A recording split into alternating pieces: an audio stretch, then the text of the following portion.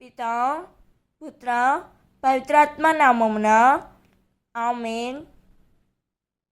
ఈరోజు దేవుని వాగ్దానం, నా మాటను పాటించువాడు ఎన్నటికి మరణము చవిచూడడు అని నిశ్చయముగా చెప్పుచున్నాను.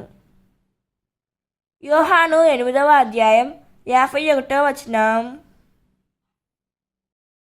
ఈ వాక్యం మనకు ఏం చెబుతున్నదంటే, నా మాటను పాటించువాడు ఎన్నటికి మరణము చూడడు అని ప్రభువు స్పష్టంగా చెప్పిన ఈ రోజుల్లో చాలామంది క్రైస్తవులు వాక్యాన్ని వినడంలో మాత్రమే ఉంటున్నారు, కానీ ఆ వాక్యాన్ని జీవితంలో ఆచరించడం మాత్రం మర్చిపోతున్నారు.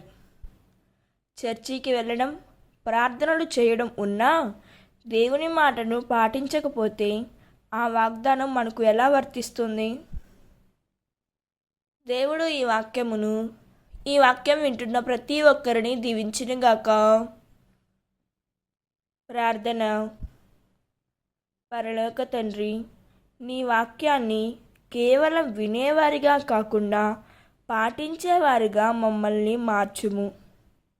ప్రభువా, లోకపు ఆశలలో పడిపోకుండా నీ మాటతో జీవించే హృదయాన్ని మాకు ఇవ్వుము తండ్రి. నీ వాగ్దానమైన నిత్య జీవాన్ని పొందుటకు ప్రతిరోజు నీ చిత్తంలో నడిచే శక్తిని ప్రసాదించుము యేసయ్యా. ఈరోజంతయు మా పనుల్లో, ప్రయాణాల్లో తోడుగా ఉండండి.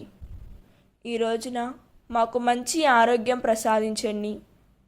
ఈరోజంతయు కూడా మమ్మల్ని మీ రెక్కల కింద దాచి కాపాడమని యేసుక్రీస్తు నామములో అడిగి వేడుకుంటున్నాం తండ్రి.